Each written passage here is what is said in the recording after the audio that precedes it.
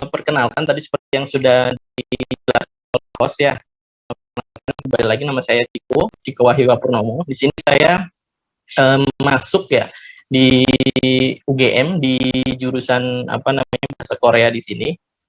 Itu tahun 2007. 2007 masih ingat betul itu. Jadi saya masuk itu gelombang terakhir pendaftaran kuliah pada saat itu. Jadi ketika misalnya itu lewat ya, saya harus menunggu 1 tahun lagi untuk bisa melanjutkan setelah lulus SMA ke kuliah seperti itu. Nah, terakhir itu saya mencoba di UGM karena kan dulu memang dari awal saya tertarik istilahnya lebih ke dunia bahasa. Cuma pada saat itu masih sama sekali belum ada yang namanya pengetahuan tentang bahasa Korea. Jadi pada pendaftaran pun untuk jurusan yang saya ambil waktu itu adalah bahasa Inggris sebagai pilihan pertama. Di situ kan ada pilihan pertama.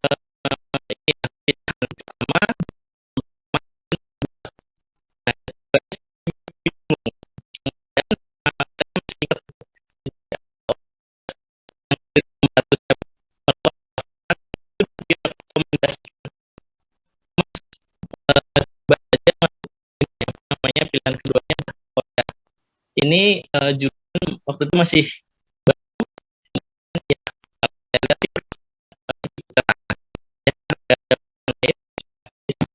tulis saja. Nah, akhirnya setelah ujian selama dengan berharap di tantangan baru ya saya coba jalani gitu kan. Kemudian pada awal pertama itu sama sekali saya belum tahu yang namanya Hangul itu apa, seperti apa itu kita sama sekali saya sama sekali nggak pernah lah, nggak tahu apa itu. Jadi ketika itu masih kayak benar-benar awam, masih benar-benar wah ini apa ini, apakah saya bisa, keraguan itu sangat besar waktu itu. Ketika yang namanya sudah masuk ibaratnya ya sebagai seorang laki-laki ya, kita coba dulu, kita belajar kemudian pada saat semester pertama sudah mulai biasa, kemudian juga setelah masuk ke ke fakultas ilmu budaya, kemudian jurusan bahasa Korea juga istilahnya suasananya enak seperti itu. Akhirnya teman-teman istilahnya pada saat itu belum bisa bahasa Korea, belajar bersama-sama, akhirnya ya sudah mulai menarik gitu bahasa Korea, belajar, kemudian setelah itu baru yang namanya Korean Wave. Nah, di situ Korean Wave ini jadi kayak kemudian lagu-lagu Korea itu sudah mulai tuh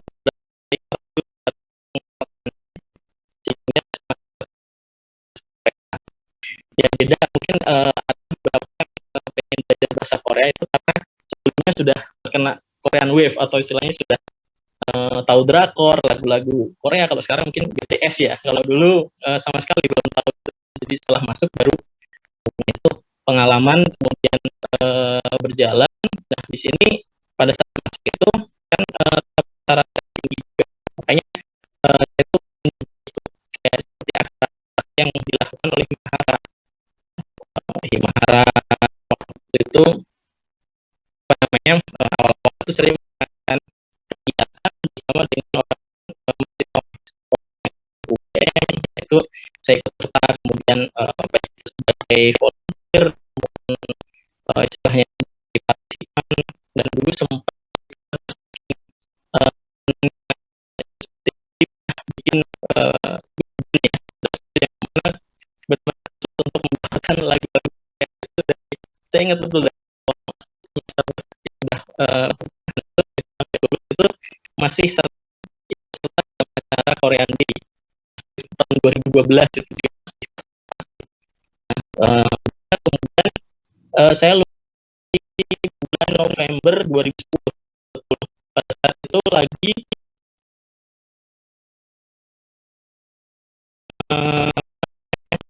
meletus ya, hektik itu, jadi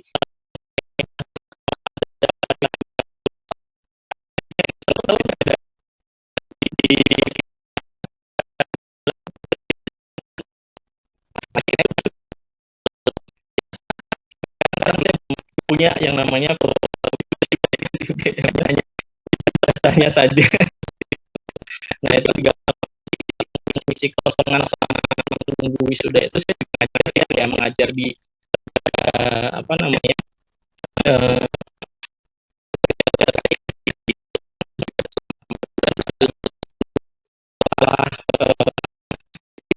skripsi waktu akhir saya setelah itu di Februari saya langsung karena yang namanya anak begitu lulus saya ada panggilan lulus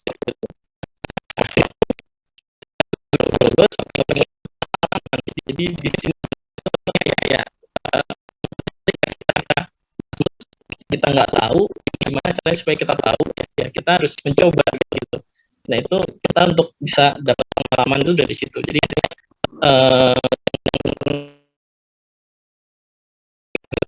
itu udah apa saya langsung ke Jakarta jadi interpreter.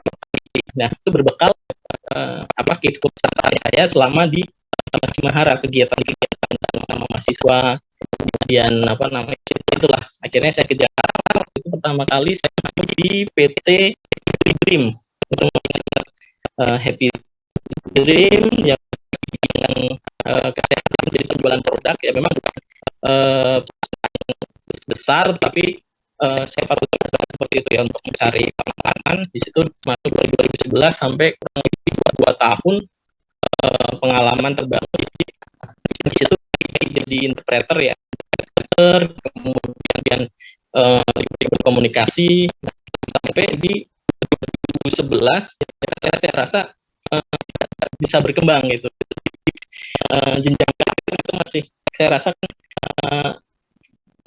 stuck di situ-situ saja akhirnya saya coba cari-cari lagi saat itu interpreter bisa dibilang itu masih sangat kenapa karena kan lagi ada ya namanya dibuka ya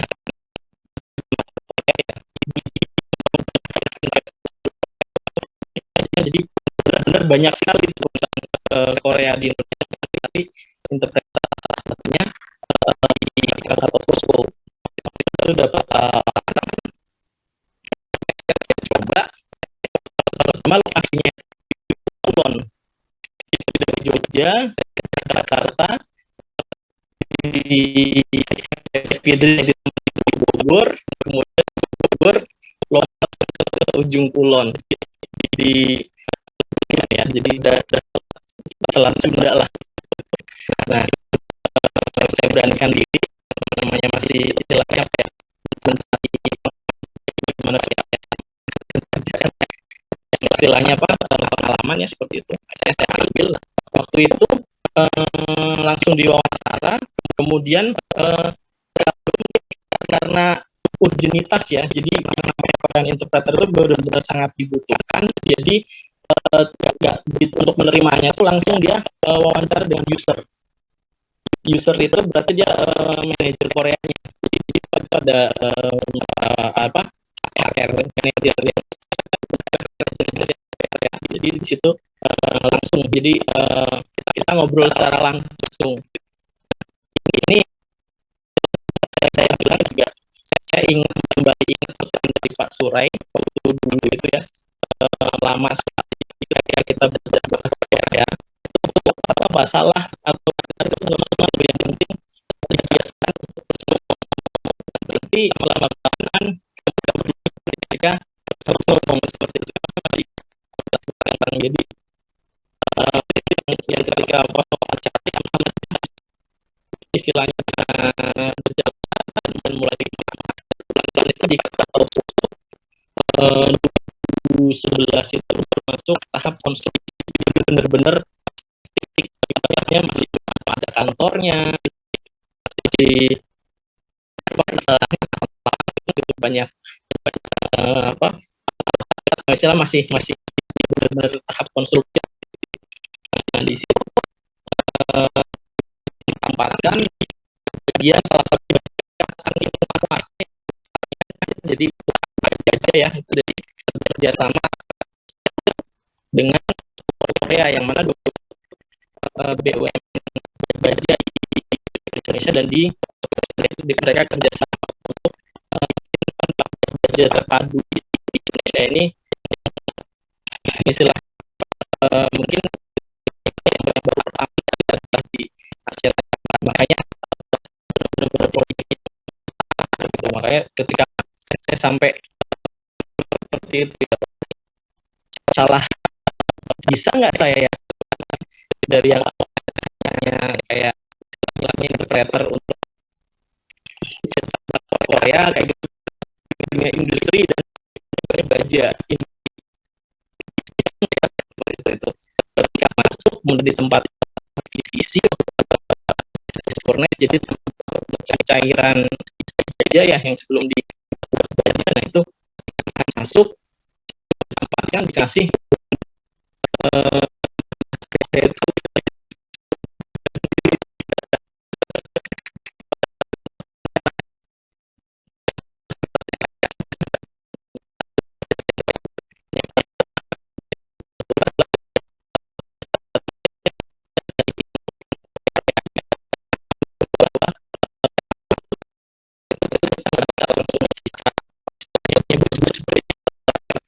bahas segala macam dibantu baru saya sudah di untuk mendampingi istilahnya karyawan di posko Korea masuk saya langsung posko mendampingi training bisa sampai Korea lagi ya lagi wah karena saya baru belum tahu apa-apa disuruh jebatani training untuk supervisor yang nantinya istilahnya kerja di posko ini di Korea seperti itu jadi sempat jadi beban gitu ketika ke sana kemudian mulai proses training dan benar saja jadi benar-benar semuanya itu baru dan dokumen yang diberikan itu ya masih baru gitu. Maksudnya istilahnya kita juga harus benar-benar bisa adaptasi itu menariknya untuk kita bisa terus belajar kemudian setelah itu ya sempat itu yang benar-benar ada keinginan berhenti resign cari ke tempat yang lain seperti itu terbesit itu karena waktu itu lagi masa benar-benar hektik sekali meeting bisa sampai sehari itu bisa 4 kali 5 kali seperti itu jadi benar-benar sama orang Korea dan orang Indonesia dan tahu sendiri kalau kondisi hektik itu kan sebagai interpreter itu harus posisi di tengah jadi ketika orang Korea misalnya marah kayak gitu kemudian yang satu lagi membela diri kayak gitu kan wah kita jadi pusing sendiri nih menyampaikannya seperti apa kayak gitu jadi sempat itu mungkin karena awal-awal jadi itu baper orang Korea marahin istilahnya supervisi yang bekerja di situ supervisor marahinnya kita gitu. Padahal ketika dipikir kan kita interpreter jadi nggak ke kita maksudnya itu menyampaikannya ke yang satunya gitu. Awal-awal masih seperti itu begitu beberapa tahun ya hampir 9 tahun di sini juga kan kemudian itu selama 5 tahun itu benar-benar sebagai interpreter jadi masih orang Korea meeting dan lain sebagainya dan kemudian banyak sekali pengalaman-pengalaman ketika diminta untuk membantu menginterpreterin task for team atau istilahnya tukar teknologi dengan gitu tadi meminta bantuannya untuk bisa memiliki konsultan Korea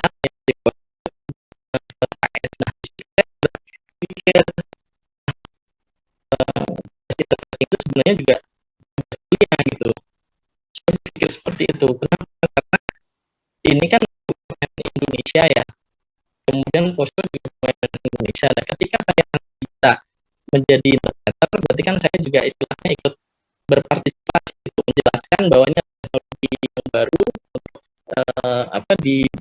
berikan ke Indonesia, dan di situ saya harus benar-benar bisa menyampaikan dengan baik supaya nanti mereka juga menerimanya dengan baik, sehingga buat kemajuan apa namanya industri baja nasional, saya waktu itu punya pride seperti itu. Jadi makanya sampai sekarang itu masih bertahan sampai 9 tahun, dan lama kelamaan seiring dengan jenjang karir. Jadi di sini untuk istilahnya hanya sebatas interpreter, jadi banyak sekali interpreter di posko sendiri itu sekitar Krakatau Posko ya, ada sekitar 20-an mungkin bisa dibilang, dan sebagian itu masih sebagai staff atau interpreter.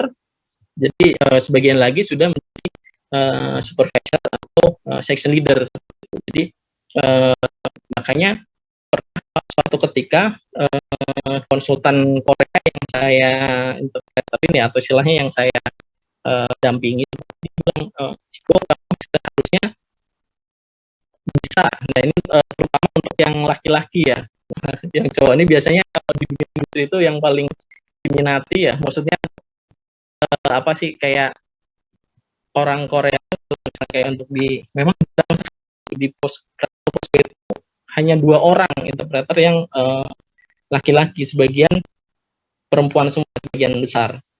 Jadi memang benar-benar jadi gampang dilihat, gampang ditandai seperti itu. Makanya pernah bilang bahwasanya kamu jangan hanya interpreter saja, tetapi sebisa mungkin juga coba belajar hal yang lain. Nah itu namanya berarti kita kan mengembangkan diri gitu. Jadi bahasa Korea yang kita pelajari ini itu sebenarnya sebagai apa ya istilahnya, pegangan juga gitu, sebagai nilai plus tambahan ketika kita bekerja di perusahaan Korea. Itu nanti yang ketika kita bisa bahasa mereka, bahasa Korea, kita masuknya sebagai interpreter, atau mungkin setelah lulus kita apa namanya melanjutkan kuliah di bidang lain, misalnya teknik, masuk di situ sebagai staf teknik tapi bisa bahasa Korea, nilai plusnya. Nah itu nanti untuk jenjang karirnya itu biasanya lebih cepat. Nah itu di sini juga sudah terjadi gitu di Posko sendiri. Jadi benar-benar ketika kita bisa apa bahasa Korea itu akan lebih diapresiasi seperti itu. Nah, sampai sekarang ya, sekarang saya sudah tidak interpreting lagi, sudah di section leader. Jadi section leader ini adalah kayak dia membawahi suatu seksi, jadi kayak ada suatu bagian gitu ya, divisi untuk di bagian environment seperti itu. Jadi sudah tidak interpreter lagi, meskipun ya dalam komunikasi sehari-hari, karena di sini kan masih ada banyak sekali Korean konsultan, ya kita pakai bahasa Korea seperti itu. Dan sangat menarik seperti, karena kadang juga kan kita bisa apa namanya lebih tahu gitu maksudnya itu seperti ini, seperti itu, jadi lebih jelas ketika misalnya disampaikan ada meeting kan, biasanya ada interpreternya sendiri. Ketika kita sudah bisa jadi lebih jelas lagi, kita satu dengar orang Korea yang ngomong kita sudah tahu, kemudian yang satu menjelaskan pakai bahasa Indonesia juga kita tahu, jadi kita double penjelasan, jadi lebih ilmu yang kita dapat itu lebih cepat gitu. Itu sih sampai sekarang juga alhamdulillah, istilahnya kalau dari segi penghasilan ya, pendapatan juga dari awal itu saya masih ingat waktu itu setelah lulus itu hanya dapat ya dikit, istilahnya di UMR seperti itu, tapi sekarang ya, alhamdulillah bisa. Iya itu aja sih ya, sharing-sharing pengalamannya. Yang pesan yang ingin saya sampaikan itu adalah kita harus benar-benar ketika apa namanya udah sampai ketika kita mau berhenti, harus selalu ingat kita tuh di sini. Kalau berhenti apa enggak sayang, maksudnya apa yang kita kerjakan sebelumnya gitu, kita sudah sampai di sini gitu. Itu terjadi pada saat ketika saya mau resign itu. Jadi pas mau resign, saya udah lulus kuliah, kemudian apa namanya istilahnya 3 tahun nyari pengalaman, udah ke sini, udah mulai istilahnya udah dapat permanen sebagai karyawan, dan saya mau berhenti, apa iya gitu ya. Saya kembali berpikir seperti itu adalah jangan pernah menyerah gitu. Ketika kita udah masuk ya kita berusaha untuk selesaikan seperti itu sih dari saya, nanti mungkin ada saya kembalikan ke MC ya. Terima kasih. Ya, terima kasih Kak Ciko, menarik sekali ya sharingnya tadi teman-teman. Jadi yang saya tadi bahasa Korea itu beneran jadi nilai plus banget sih kalau misalkan di dunia kerja. Karena misalkan kita, karena kalau misalkan zaman sekarang ya Kak ya, kayak semua itu kayak masuk kerja itu nggak harus sesuai sama jurusannya kan, kayak yang orang lihat itu gimana kamu bisa capable gitu untuk masuk dan menyesuaikan diri di lingkungan yang baru itu, karena nanti bakalan kita banyak belajar baru kan di tempat kerja kita. Dan dengan bahasa Korea itu orang-orang melihatnya oh dia bisa bahasa Korea nih, jadi yang diingat orang itu kelebihan kita itu. Makanya jadi benar kata Kak Ciko, jadi nilai plus. Dan tadi juga kata Kak Ciko kalau misalkan rasanya itu pengen berhenti gitu atau pengen nyerah lah intinya ya, coba ingat-ingat lagi gimana kita memulainya dan gimana kita mendapatkannya gitu. Karena emang kebanyakan orang-orang kita awalnya masuk kerja itu rasanya pengen nyerah aja gitu, pengen mengundurkan diri dan lain-lain, tapi ternyata setelah dijalani nggak kerasa udah berapa tahun aja gitu ya.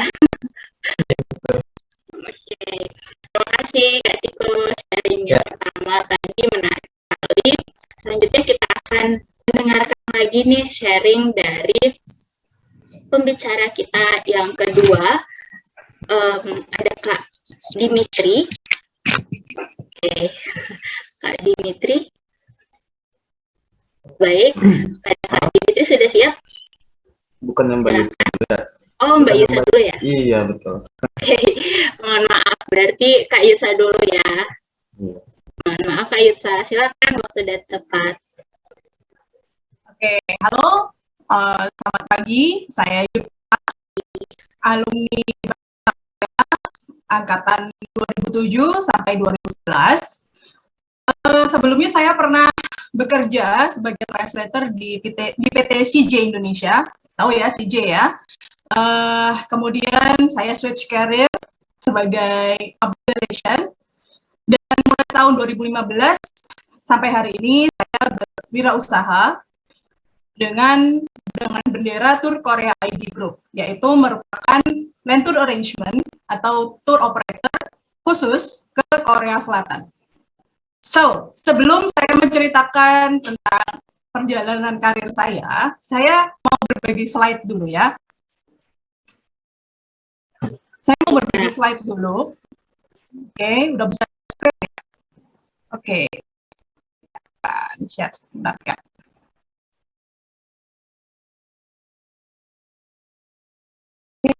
Sudah bisa lihat apa ya? Oke, saya mau cerita dulu. Kenapa kamu belajar bahasa Korea? Dari panitianya bahwa alumni tahun ini terbuka untuk semua angkatan, tapi untuk angkatan 2020 dan 2021 wajib datang, betul ya?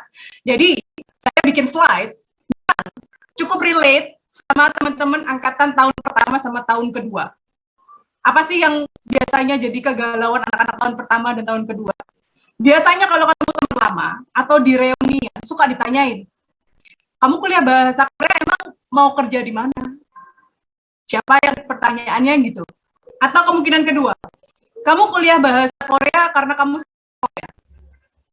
Pasti pernah ditanyain kayak gitu, nggak mungkin kalau nggak pernah ditanyain kayak gitu, ya. Atau pertanyaan alternatif ketiga, kamu kuliah bahasa Korea salah jurusan ya kan?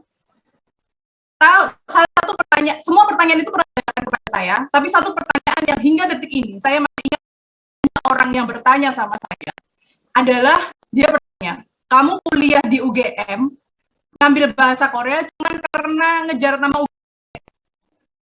Oke, bayangkan kalau kamu kira-kira kamu mau jawab apa, ya? Itu pasti perasaannya ada insulted. Ya, karena waktu saya kuliah dulu tahun 2007, jurusan bahasa Korea itu cuma ada 3 di Indonesia, Yang pertama di UGM, kemudian di UI, dan yang ketiga di UNAS. Kalau zaman sekarang ada UPI ya, kalau nggak salah ya. Oke, jadi sebegitu jarangnya jurusan bahasa Korea di Indonesia, jadi dianggapnya adalah madesu alias masa depan suram. Betul ya? Ada yang dikira seperti itu ya sama teman-temannya? Oke, nggak apa-apa ya, itu adalah semua struggle anak-anak jurusan bahasa Korea angkatan tahun pertama dan kedua. Oke. Sekarang saya bertanya sama teman-teman di sini, kenapa kok kamu pilih bahasa Korea sebagai mata kuliah? Kenapa nggak yang lain? Oke, saya akan jujur ya. Sebelum saya mendaftar di UM-UGM, ya saya dulu masuknya lewat jalur UM-UGM.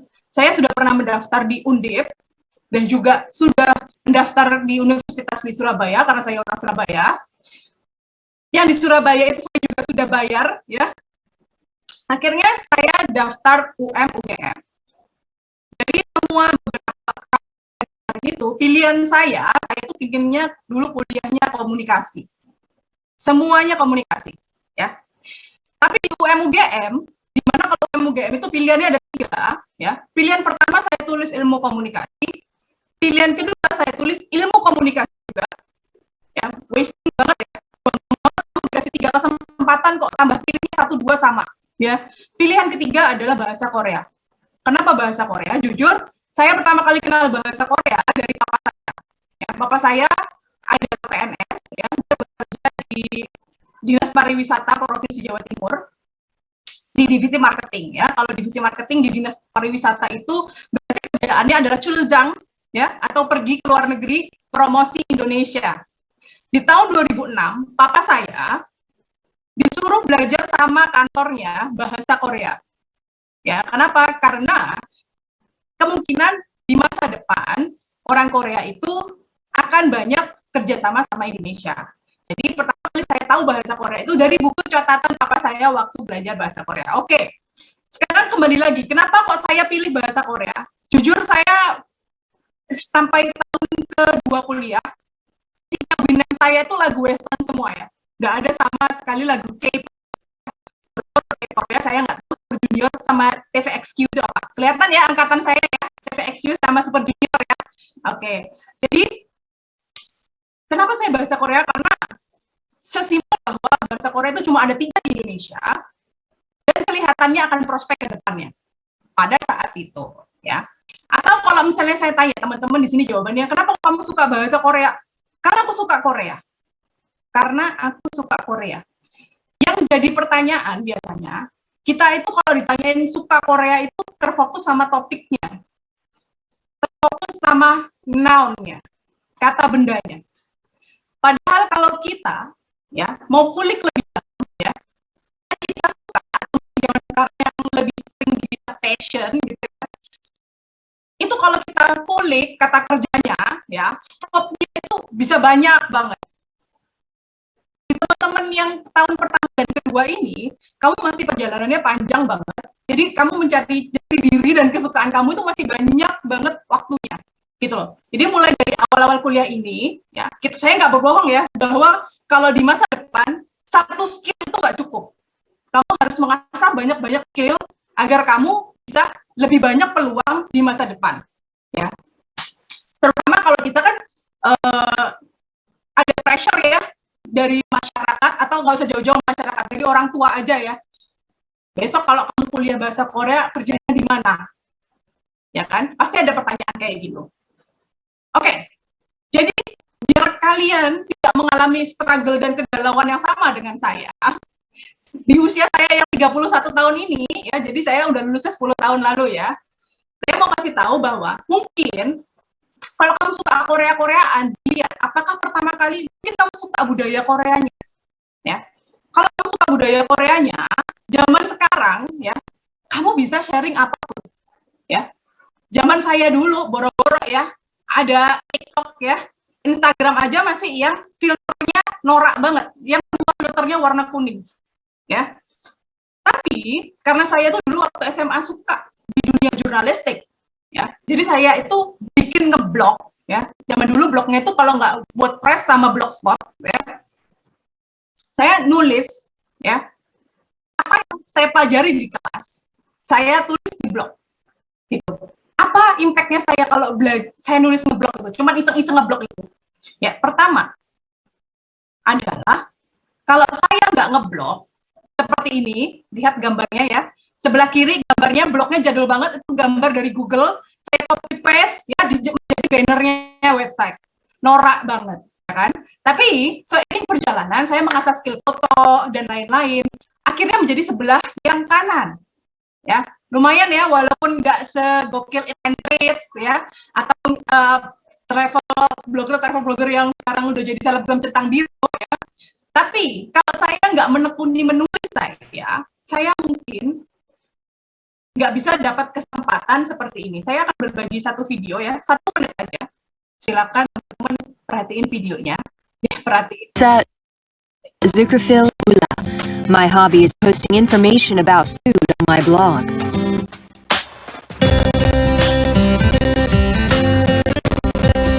Recently, I was lucky to receive an invitation from Arirang TV in Korea to appear on its show Travel Story Season 2. The story I had submitted to its contest got chosen. It was like a dream come true. Why I should come to Korea, and then I write that I interested to report about Muslim-friendly food in Korea.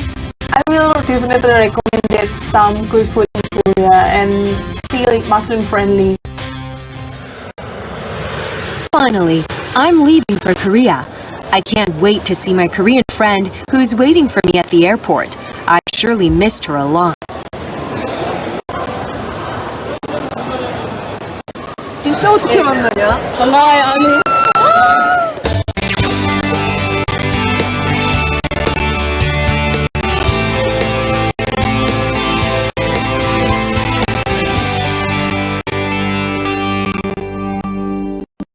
Videonya kalau mau lihat lengkapnya di YouTube-nya Arirang.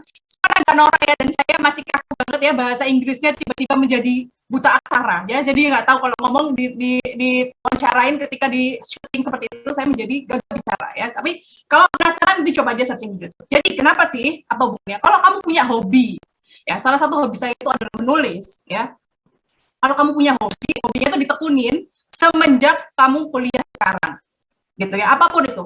Kalau misalnya kamu tertarik Korea sama kebudayaan Koreanya, mungkin kayak saya tadi, saya cuma iseng nulis pelajaran saya yang ada di kelas, saya tulis di WordPress, dan akhirnya menjadi blog. Ternyata itu membuahkan hasil di masa yang akan datang. Saya tadi dapat tawaran dari Arirang TV itu pada tahun 2014, 3 tahun setelah saya lulus kuliah.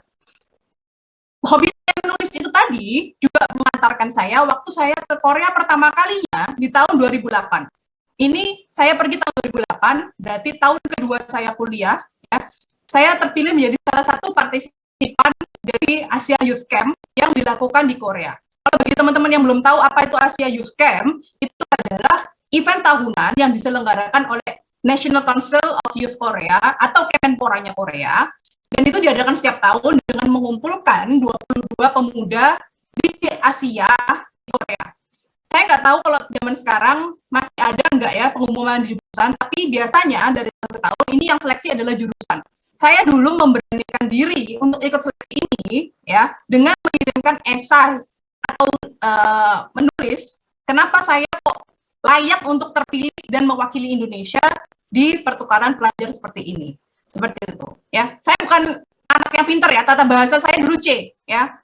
Bisa ditanya dulu ke Pak Surai ya. Tahun pertama dan tahun kedua tata bahasa saya C ya. Tapi saingan saya ketika seleksi itu ya, teman-teman saya itu banyak yang jauh lebih pinter, banyak yang nilainya itu adalah B dan A, tapi akhirnya saya yang kepilih ya. Kamu nggak pernah tahu apa yang bisa kamu dapat kalau kamu nggak coba dulu. Ya, jangan minder kalau misalnya kamu anak yang seperti saya, yang kentang ya, kena tanggung. Nah, saya ingat kamu teman-teman yang nilainya B atau A gitu, jangan pernah minder dulu ya. Kamu bisa ambil dulu kesempatan, mau kalah atau enggak, mau terpilih atau enggak, itu enggak apa-apa. Itu lebih mending kamu sedih karena enggak terpilih daripada kamu sedih dan menyesal karena kamu enggak pernah melakukan sesuatu. Ya, jadi di umur yang kamu masih muda sekarang itu cobalah melakukan banyak hal dan mencari banyak pengalaman. Ini adalah pertama kalinya saya pergi ke Korea tahun 2008. Itu adalah turning point ya, yang mengubah hidup saya, karena saya tak pernah ke luar negeri sama sekali, dan ini adalah pertama kali ke Korea dibayarin gratis sama kedutaan ya. Saya bisa ketemu sama banyak anak-anak muda ya dari segala negara Asia dan berkumpul di Korea. Saya juga ketemu sama host parent saya ya. Ini adalah host parent. Kebetulan waktu itu ada 2 hari 1 malam menginap di rumah penduduk lokal ya. Jadi saya tinggal ala-ala orang lokal gitu. Jadi ini adalah pengalaman yang tidak terlupakan. Seperti itu ya. Selanjutnya, kalau kamu punya keinginan bahasa Korea, kamu tertarik sama Korea karena kamu tertarik sama ketemu orang-orang Koreanya gitu. Ya, siapa yang nggak pingin tertarik dengan ngobrol sama orang Korea langsung, ya.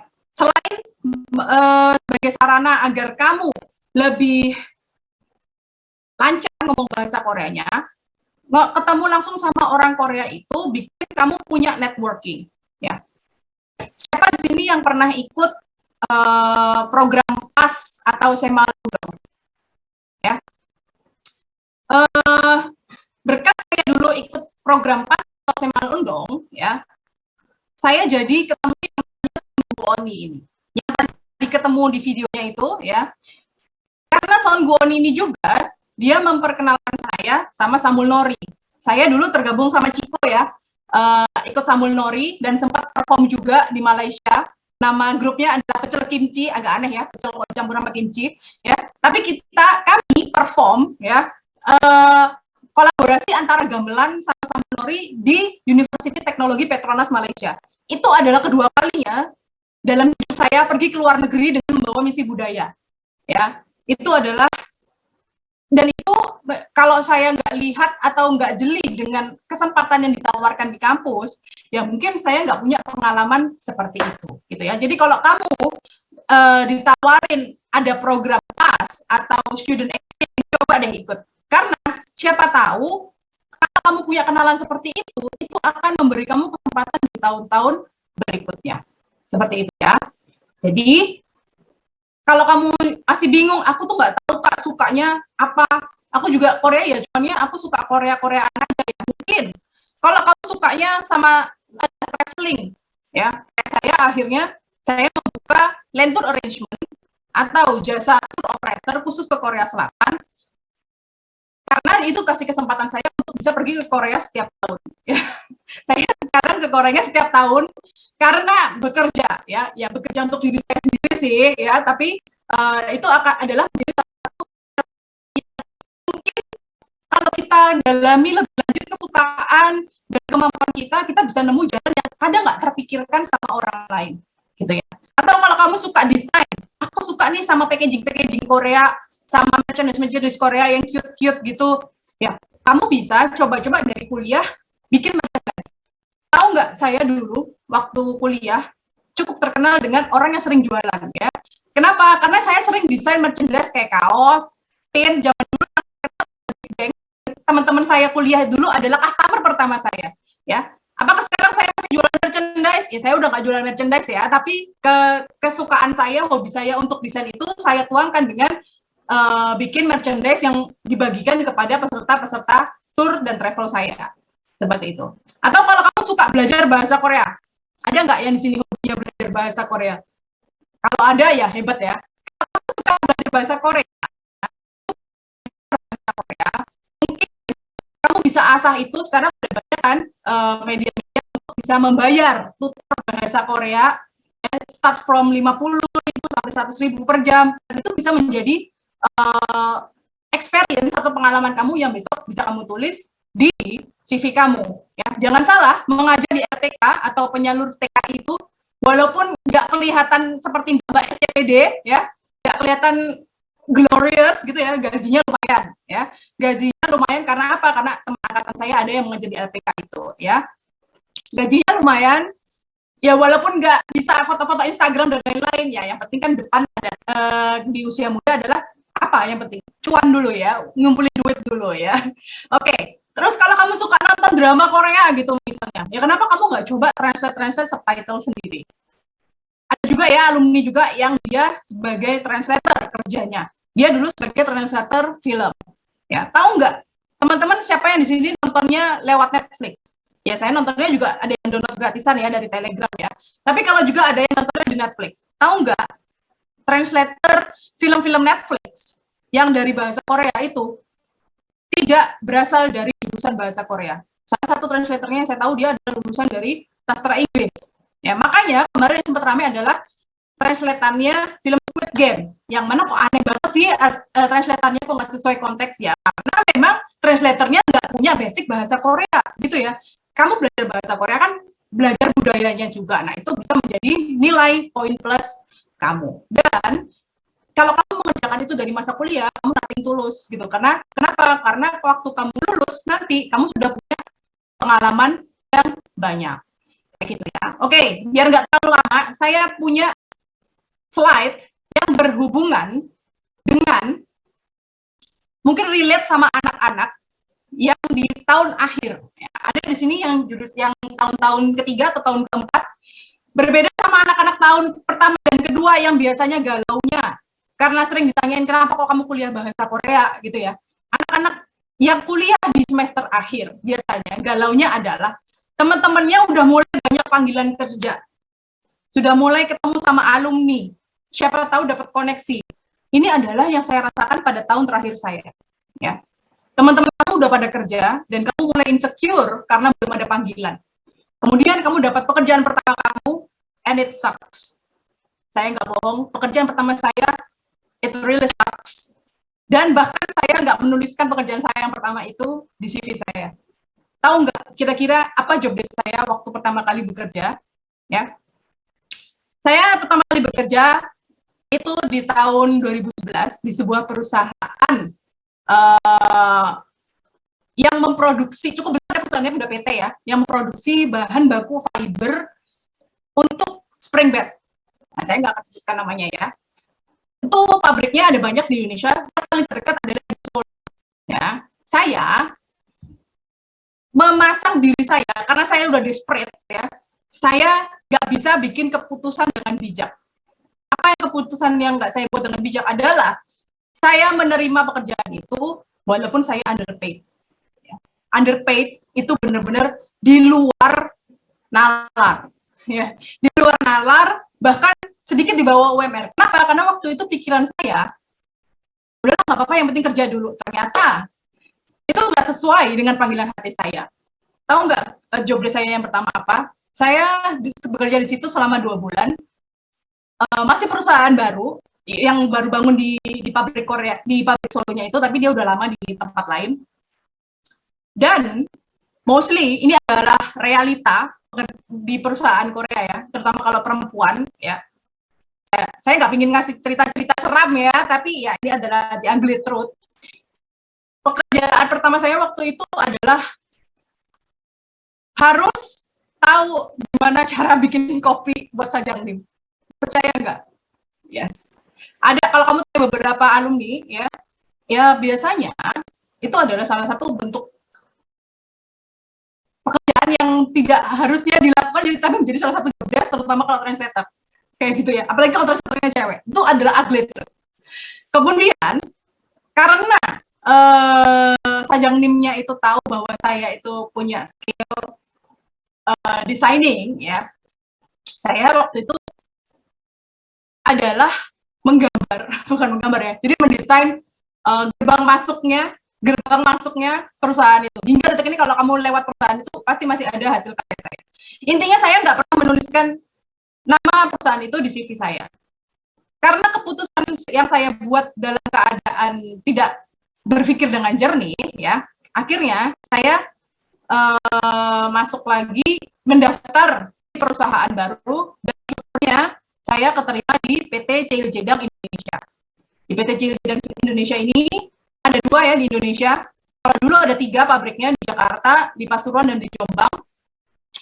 Kalau sekarang cuma ada di Jombang dan Pasuruan. PT CJ Indonesia itu ada banyak di Indonesia, tapi tempat saya bekerja itu adalah CJ Indonesia Bio. Ya, jadi dia adalah saingan head to head-nya Ajinomoto. Jadi produksinya adalah MSG, dan juga alat-alat zat adiktif seperti itu. Dan hingga detik ini akhirnya saya punya usaha sendiri dan menjalankan tour and travel khusus ke Korea Selatan. Seperti itu, oke? Karena saya sudah kepanjangan sepertinya sharingnya ya. Kalau gitu akan saya akhiri dulu. Ini kamu bisa lihat timeline saya bekerja selama ini di mana saja ya. Nanti kalau misalnya ada yang ingin ditanyakan, nanti bisa ditanyakan di sesi tanya jawab aja. Intinya pesan saya adalah jangan galau kalau di usia 20-an masih belum tahu mau jadi apa.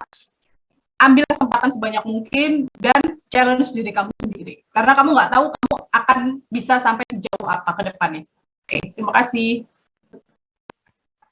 Baik, terima kasih Kak Yutsa. Wow, ini juga nggak kalah keren ya teman-teman.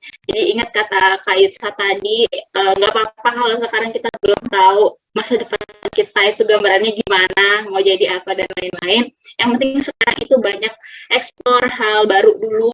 Dengan itu kita bakalan banyak nemu relasi kan, dan kayak benar kita nggak bakalan menduga dengan kayak bertemu orang yang di masa lalu, mungkin nanti ke depannya itu kita bahkan lupa pernah bertemu orang itu, tiba-tiba ada kesempatan baru yang ditawarkan kepada kita. Jadi emang relasi itu juga salah satu hal yang penting. Jadi untuk mendapatkan relasi itu ya kita harus banyak melakukan pengalaman-pengalaman baru, menemukan hal-hal baru gitu.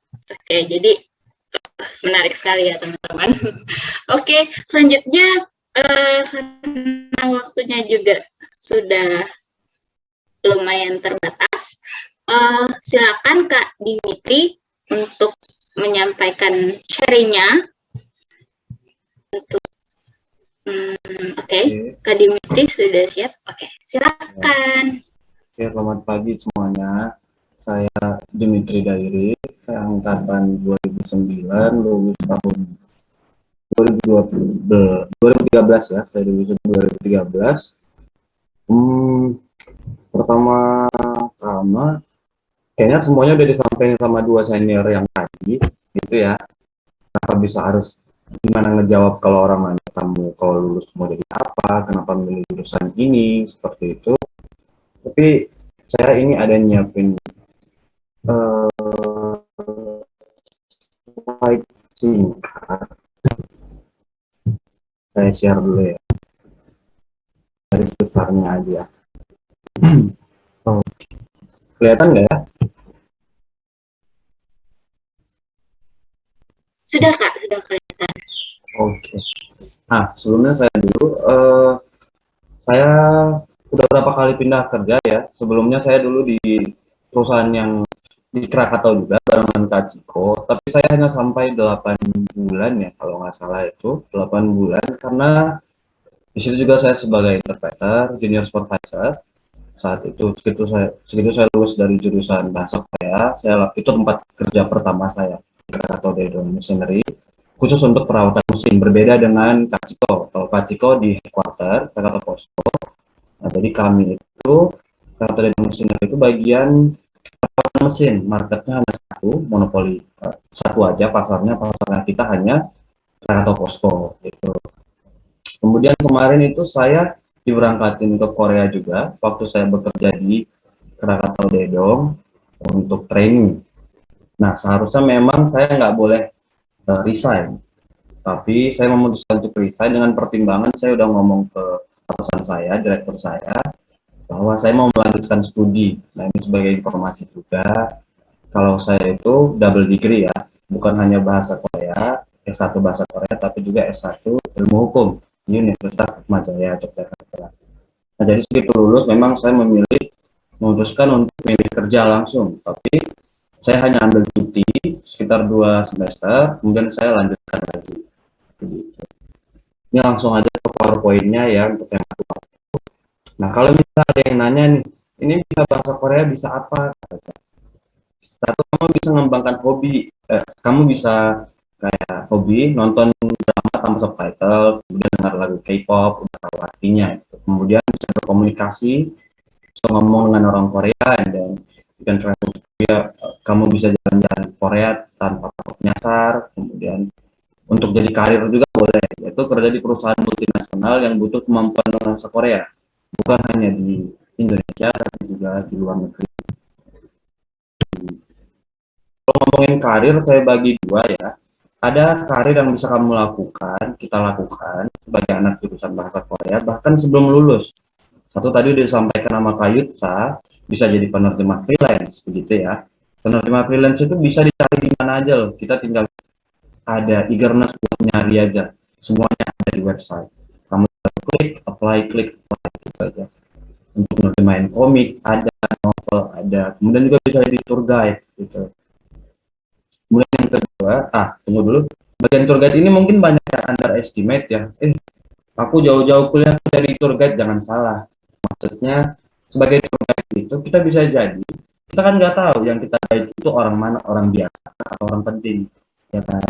Kebanyakan orang yang datang ke Indonesia memang tujuannya leisure, buat jalan-jalan, sekedar jalan-jalan. Tapi kebanyakan yang jalan-jalan itu orang apa sih gitu? Kalau saya pernah nemenin yang menteri, yang kanan menteri, kemudian juga vice president, kita nggak tahu karena kita terima job aja tanpa tahu kalau guestnya itu siapa.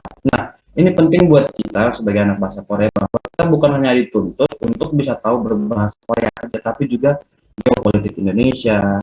Karena bisa jadi mereka nanya, gimana sih keadaan politiknya Indonesia seperti apa, perekonomian Indonesia seperti apa, kita harus tahu seperti itu. Kemudian setelah karir yang bisa kita dapatkan setelah lulus, satu yang pertama ini paling penting menurut saya ya, kayak Pak Surai, menjadi guru bahasa Korea. Kalau kita bisa, kenapa kita nggak ajarin orang lain supaya bisa juga? Itu penting buat saya. Karena buat saya pribadi sih, saya nggak bisa berada di titik saya sekarang kalau mungkin saya dulu nggak ketemu sama orang kayak Pak Surai. Seenggaknya saya dulu itu masuk jurusan bahasa Korea itu kayak salah pilih jurusan. Mungkin banyak dari kita yang merasa, kenapa ya aku dulu milih jurusan bahasa Korea gitu ya. Nanti semester pertama saya beruntung bertemu Pak Surai, itu dia ngejawab. Kalau misalnya ada yang nanya, kenapa kamu milih jurusan bahasa Korea? Jawaban Pak Surai itu buat saya kayak menohok gitu, kayak dia bilang gini, emang kenapa kalau aku milih jurusan bahasa Korea? Gitu. Itu nggak ada jeleknya juga kalau jurusan bahasa Korea. Justru sekarang, kalau ke sekarang, mungkin zaman dulu ya, seperti yang disampaikan Mas Iko tadi, mungkin zaman dulu itu karena peluangnya belum banyak, it's okay, jelek. Tapi kalau sekarang, no. Sekarang udah dengan Korean Wave, kemudian Korean Investment ke Indonesia semakin banyak, peluang kerja buat kita yang bisa atau memiliki kemampuan berbahasa Korea justru lebih besar. Kemudian yang kedua ada sebagai, kalau lulus dari jurusan bahasa Korea bisa jadi apa Kak? Sebagai in-house translator atau interpreter. Kemudian yang ketiga yang menurut saya paling penting adalah titik-titik interpreter. Artinya kita sebagai interpreter, orang yang memiliki kemampuan bahasa Korea, tapi juga berkemampuan di bidang lain seperti yang disampaikan Kak Yusa tadi. Seperti sekarang ini kebanyakan pekerjaan saya, kalau udah lihat CV saya tadi kemarin saya share, saya bukan hanya sebagai Korean translator tapi juga di posisi lain. Jadi kemampuan berbahasa Korea itu hanya sebagai nilai plus bahwa kita bisa berkomunikasi langsung dengan employee kita yang mempekerjakan kita. Gitu. Bisa jadi di bagian logistik, bisa jadi di bagian legal, bisa jadi di bagian general administration, HR, gitu. Atau saat ini saya sekarang bekerja sebagai peneliti di Korea Testing and Certification Institute. Nah, itu lembaga kayak Badan Standar Nasionalnya Korea. Jadi sebenarnya KTC ini bekerja di bawah Korean Agency for Standard and Technology Agency and Standard and Technology. Jadi kalau di Indonesia itu Badan Standarisasi Nasional seperti itu.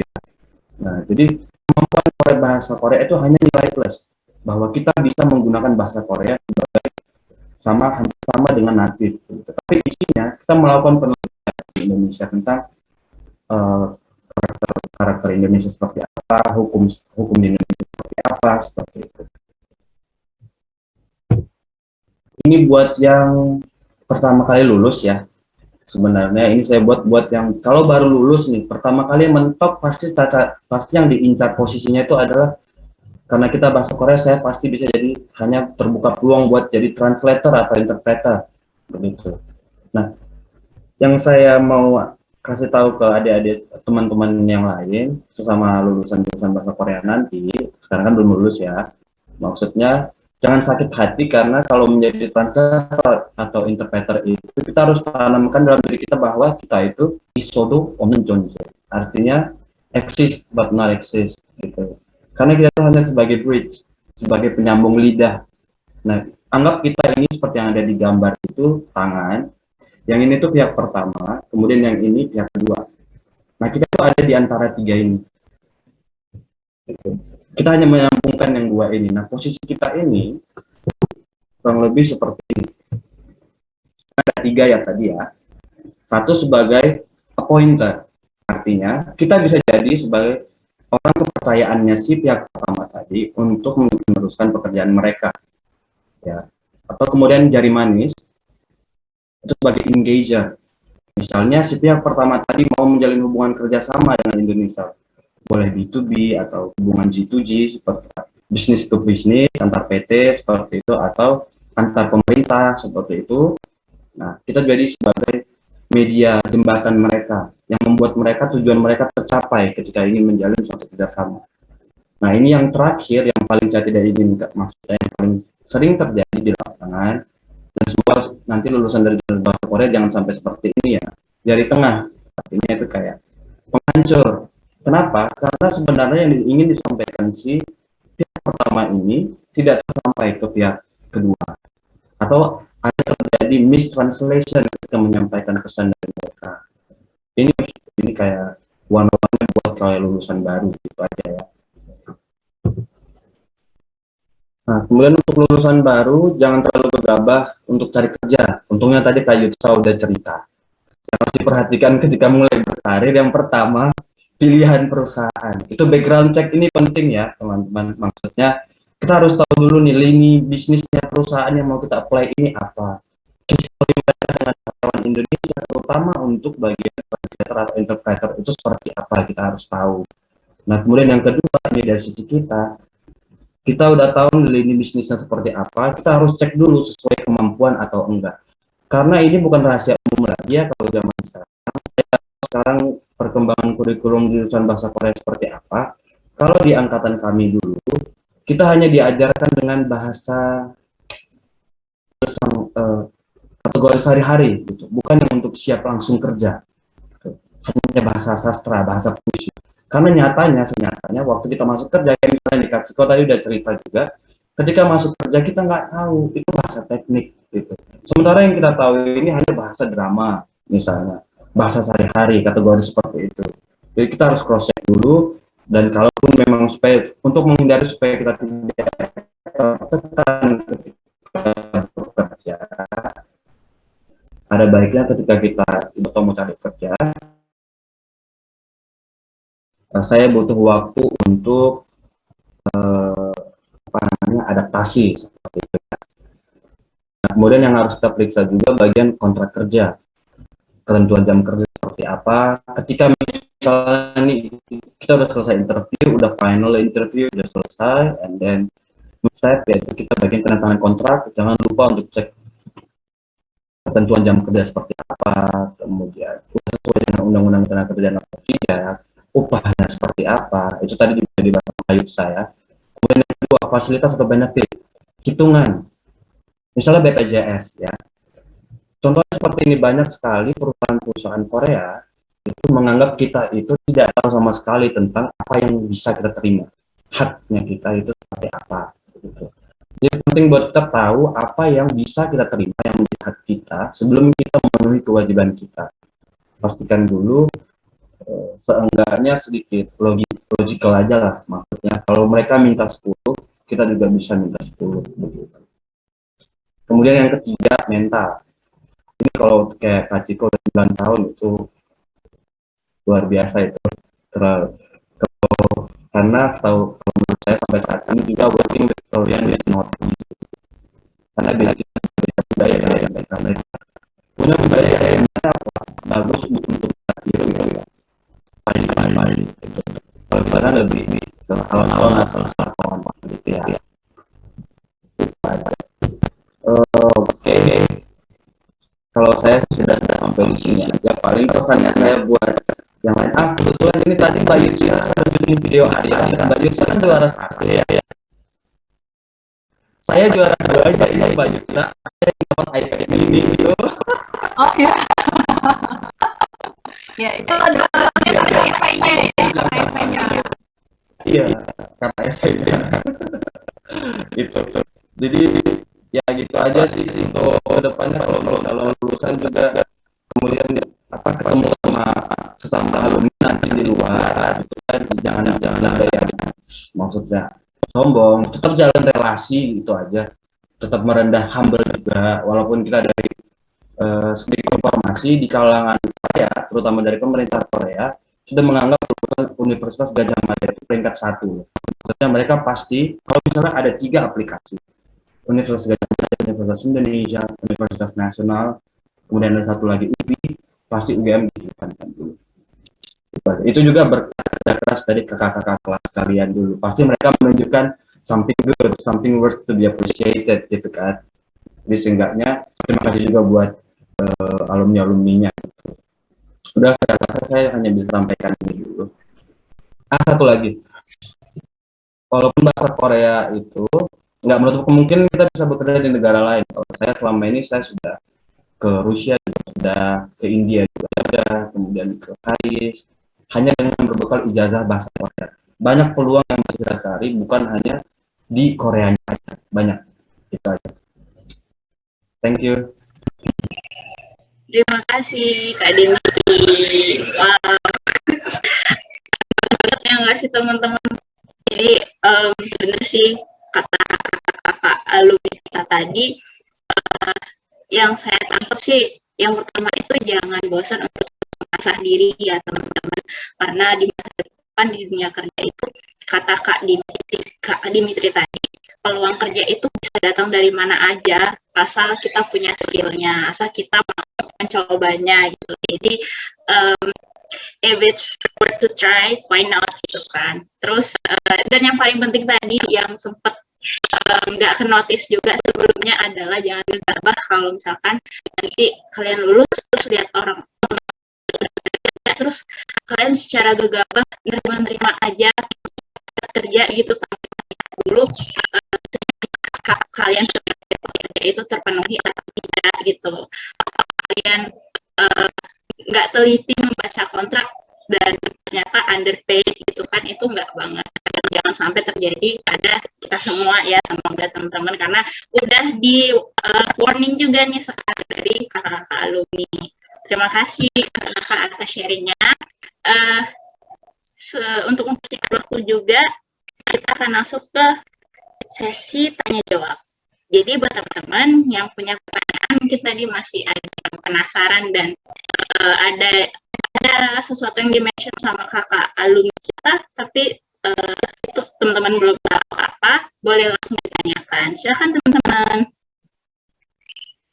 Boleh melalui kolom chat atau langsung open mic juga boleh.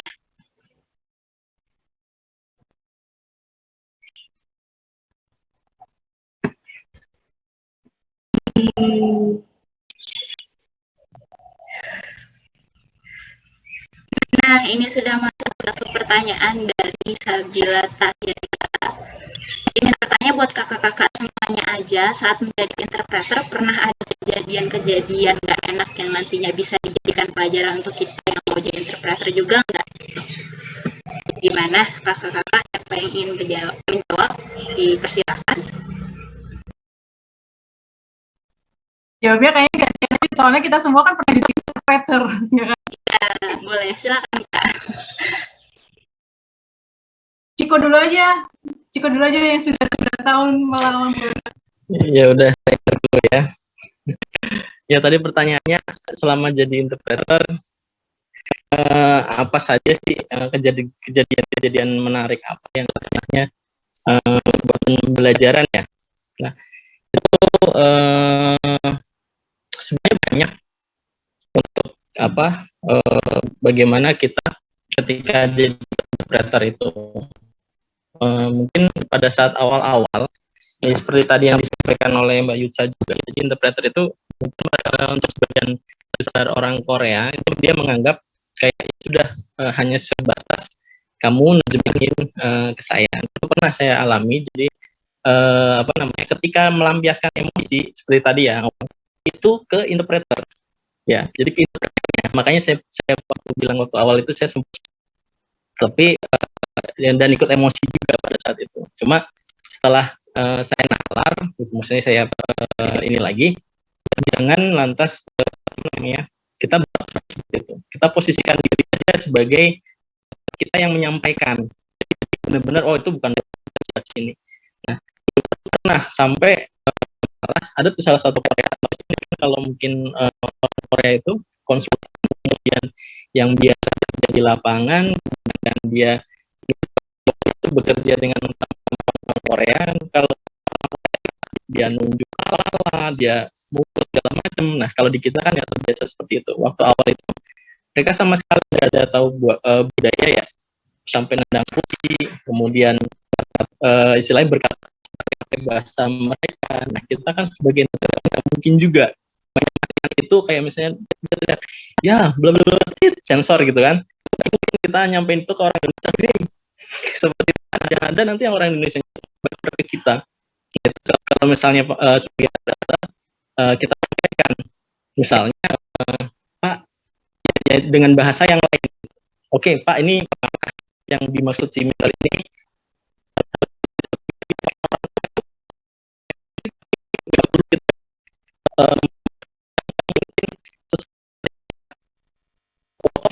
ya nyampein, karena kita juga interpreter, kita harus jangan terbawa sama budaya mereka, kita harus 50-50, harus yang baiknya saja penyampaiannya, supaya tadi seperti yang dikatakan Mas Jentri, jangan sampai kita jadi tengah, kondisinya lagi yang kondusif gitu, kita malah ikutan setelahnya seperti itu, jadi yang ada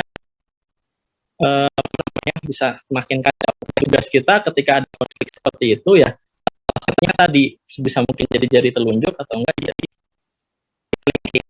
Jadi untuk benar-benar jalan keluarnya ini, karena kan mereka ngobrol sebenarnya. Mereka itu nggak bisa ngobrol, jadi ketika mereka ngobrol itu kayak alien.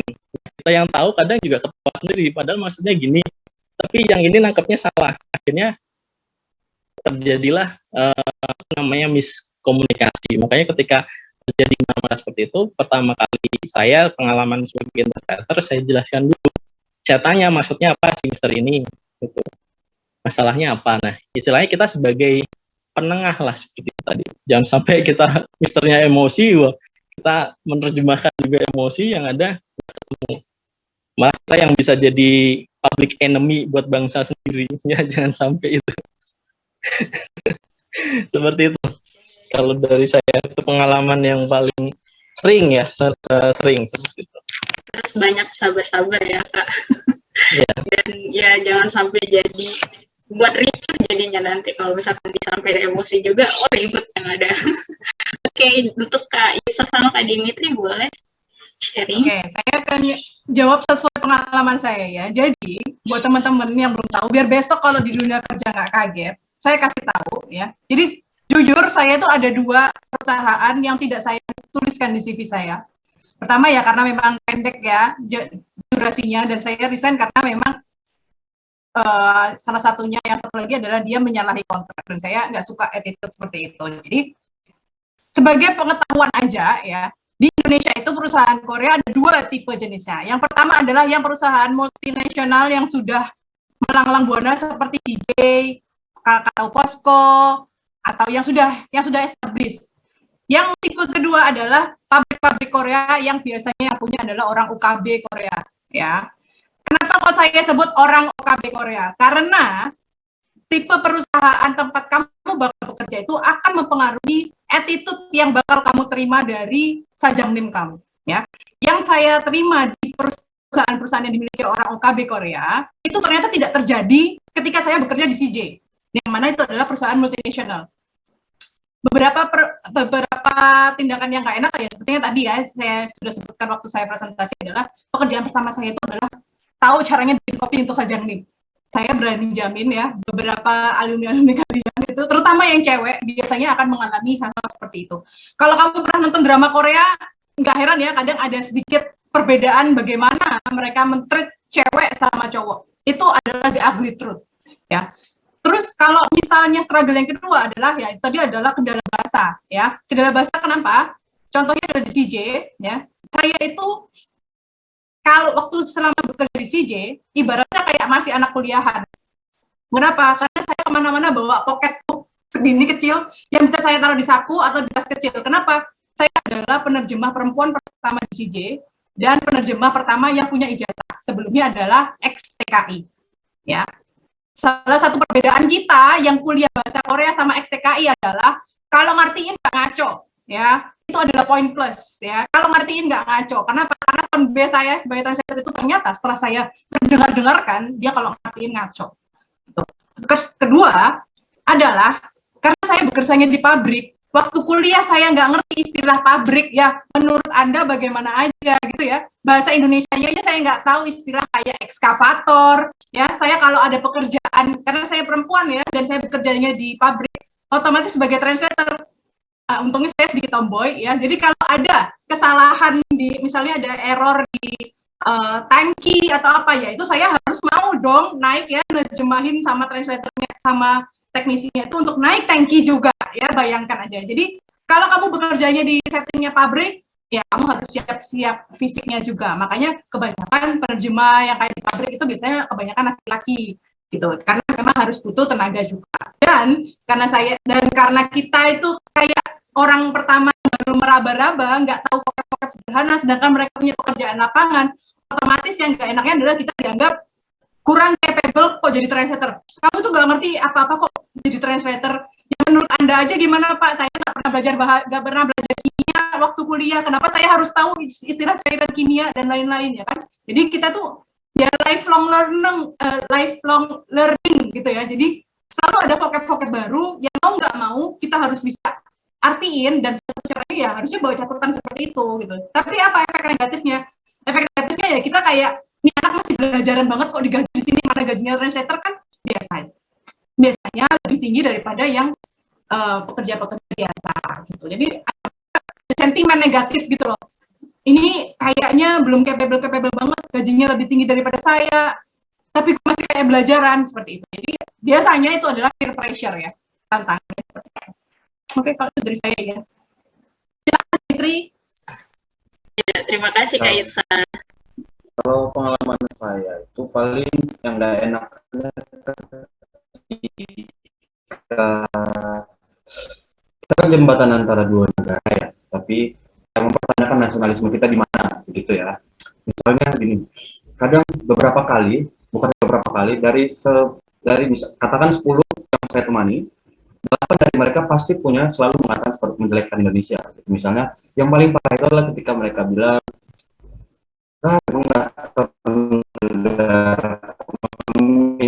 misalnya gitu ya. Maaf sebelum, maksudnya ini saya bukannya untuk manas-manasin gitu ya. Maksudnya ini yang saya jawab aja. Dasar negara pengemis gitu kan. Di situ saya sebagai penerjemah gitu ya. Tapi saya jangan lupa diri bahwa kita itu penengah gitu ya. Di situ kita kayak yang saya bilang tadi, ada tapi nggak ada. Kita hanya sebagai penyambung lidah mereka.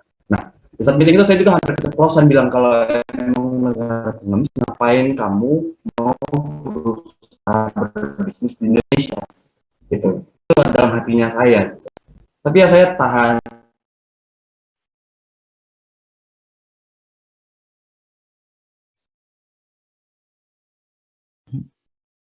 Tapi saya sih sebagai interpreter yang tadi saya bilang, kita itu kakinya nggak boleh di antara kiri dan kanan. Kita hanya sebagai interpreter nyambung informasi aja gitu. Nah, itu aja yang enaknya kalau dari saya. Ya, oke. Jadi itu untuk pertanyaan yang pertama sudah dijawab sama kakak-kakak alumninya. Ada lagi teman-teman yang ingin bertanya, silakan. Nih, mumpung banget nih kakak-kakak alumni ada di sini, kalian bisa tanya langsung. Silakan, langsung open mic juga boleh. Atau kalau malu chat private saya juga boleh. Nggak boleh malu-malu ya. Iya, benar. Bisa Soalnya malu ini sendiri enak kok banget malu. loh. Enak banget loh. Jadi zaman kita dulu kalau ketemu acara alumni kayak gini, kayaknya seingat saya dulu kuliah cuma ada sekali loh. Kalau sekarang kamu difasilitasin kayak gini sama jurusan itu ya, wow, itu adalah sebuah tiket ya. Jadi jangan disia-siakan. Benar. Ayo teman-teman, silakan. Halo, Ya, boleh. Kak Elton, silakan. ya. Jadi ini ada pertanyaan, saya ada pertanyaan buat Mbak Yusa ya. Ini jadi terkait sama presentasinya yang tadi, yang saya tangkap itu kayak Mbaknya itu kayak berusaha bagaimana memperlihatkan kalau pekerjaan itu harus sesuai dengan apa yang udah jadi passion atau hobinya kita gitu kok. Nah, ini dari pengalaman saya aja sih sama teman-teman juga yang udah pernah kerja, saya juga udah kayak ada ya semacam kayak pekerjaan gitu. Nah, itu jadi kejadiannya adalah ketika kita menjadikan hobi itu jadi pekerjaan, kita tuh jadi kayak istilahnya kita tidak punya tempat untuk pelarian gitu loh. Jadi misal contoh kayak tadi nonton drama Korea gitu. Kita jadi kayak belajar untuk melakukan subtitle. Padahal dulu itu hobi kita adalah nonton drama Korea. Terus habis itu sekarang jadi kayak, aduh, nonton drama Korea kok jadi kayak bosen banget gitu loh. Itu yang kejadian sih gitu. Nah, tanggapannya kakak bagaimana? Terus bagaimana apa cara untuk menanggulangi hal seperti itu? Gitu sih. Oke. Makasih pertanyaannya Elton. Oke, pertanyaannya bagus sekali ya. Jadi sebenarnya saya tuh kemarin nyiapin 2 slide, tapi saya sudah coba untuk berbicara. Ternyata jadinya lebih dari 30 menit ya. Jadi saya nggak mau jadi kayak pidato ya. Jadi saya akan ceritakan bahwa banyak orang yang bilang kerjalah sesuai passion ya. Kerjalah sesuai passion. Tapi setelah saya menjadi umur 31 tahun ini dan menjadikan beberapa kali passion saya sebagai cara untuk mencari duit ya, saya mau bilang bahwa passion is bullshit. Oke. Bekerja berdasarkan passion itu bullshit. Kenapa? Passion itu belum tentu bisa pay your bills. Belum tentu bisa bayar pay later kamu, belum tentu bisa bayar Shopee Pay kamu ya. Passion baru bisa pay your bills kalau kamu taruh effort sama waktu. Ya. Kamu nggak bisa bikin 1 orang bayi dengan menghamili 9 orang perempuan dalam 1 bulan. Ya, kamu hanya bisa bikin 1 orang bayi dengan bikin 1 orang perempuan hamil selama 9 bulan. Apa di situ maksudnya? Ya kamu harus punya waktu yang panjang, ya, dan juga kamu harus taruh effort kamu, ya, atau usaha kamu yang terbaik, baru bisa passion kamu itu menghasilkan uang, gitu. Nggak semua passion itu harus jadi uang, ya. Kenapa? Saya punya passion memasak. Apakah saya pernah bekerja dengan memasak? Oh, pernah, ya. Sebelum saya diterima pekerjaan, jadi pekerjaan pertama saya yang sucks banget itu, ya, saya juga pernah bikin usaha kue dan puding, ya. Kalau zaman dulu, saya nggak tahu ya zaman sekarang masih ada Platinum nggak ya di Jogja. Dulu di atasnya Hokben, Platinum, ya. Saya dulu, ya, usaha bikin kue dan menitipkan itu di beberapa kafe di Jogja dan juga salah satunya di Platinum itu. Saya kerjain sendiri. Ternyata apa? Ternyata memasak itu walaupun passion saya capek ya. Kalau masak untuk diri sendiri nggak capek ya, tapi kalau masak bikin 1 hari bikin 100 batch capek. Itu sebabnya kenapa banyak chef itu laki-laki ya, karena bekerja di dapur itu capek ya. Jadi butuh tenaga besar gitu. Jadi nggak semua passion itu harus kamu cuanin. Nggak semua passion harus kamu jadikan uang ya. Pilihlah 1 passion yang menurut kamu ya, kamu bisa taruh waktu yang cukup panjang untuk bisa bikin progres berkembang, dan juga kamu bisa dan mau bikin effort 100% di dalam passion itu. Itulah sebabnya kenapa saya punya usaha tur Korea. Kenapa? Pertama, ya jelas karena saya memang suka jalan-jalan. Kedua, ya, saya punya tur Korea itu mulai tahun 2015 sampai sekarang. Apakah jalannya mulus-mulus aja? Enggak, ya. Banyak orang bilang enak ya jadi pengusaha sendiri, tahu nggak usah kerja untuk orang lain. Kenyataannya adalah jadi pengusaha itu kerjanya itu 24 jam sehari. Kenapa? Teman-teman kamu pulang kantor, tidur, capek, nonton Netflix, udah selesai. Kamu mikir gimana caranya aku profit bisa bayar karyawan. Teman-teman kamu waktu lebaran terima THR, wah aku terima THR, bisa belanja Shopee dan lain-lain. Saya mau lebaran, mikir gimana caranya bayar THR karyawan. Nah, tapi apakah saya mau untuk effort dengan hambatan-hambatan yang saya punya? Mau. Karena itu adalah yang salah satu jelas ada cuannya, ya. Salah satu yang saya mau komit dalam waktu jangka panjang untuk mengerjakan seperti itu. Jadi nggak semua yang kamu suka bisa kamu jadikan cuan, ya. Kenapa? Passion kalau nggak kamu taruh di waktu yang jangka panjang dan kamu nggak mau effort 100%, itu nggak bakal bisa bayar tagihan kamu. Kayak gitu. Makanya untuk teman-teman yang angkatan 2000 dan 2020 dan 2021, kamu berarti sekarang umurnya masih 18-19 ya. Kamu masih punya waktu banyak banget untuk bisa nemuin apa yang kamu suka dan kamu progres terus di dalam hal itu, seperti itu. Kenapa? Karena kalau kamu usia 20 sampai 30 tahunan ya, itu kalau kamu gagal pun, kalau kamu punya sesuatu yang nggak diharapkan, itu kamu nothing tulus gitu loh. Nggak seperti kalau misalnya seperti saya udah punya anak, sudah punya suami gitu ya. Jadi kalau mau ngambil resiko itu mikir-mikir lagi. Tapi kalau kamu masih umur 18, 19 sampai ke atas, itu waktu yang sangat panjang. Make the best of your lifetime kayak gitu. Jadi intinya apa? Intinya adalah nggak semua passion bisa kamu cuanin ya. Intinya adalah itu. Cari passion yang benar-benar kamu bisa, yang paling bagus skillnya di mana. Kayak gitu.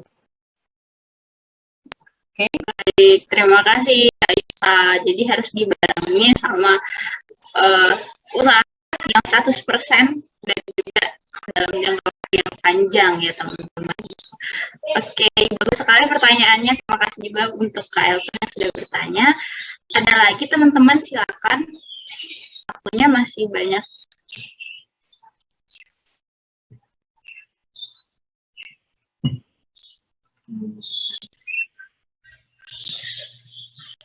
Masih kita tunggu untuk yang ingin bertanya.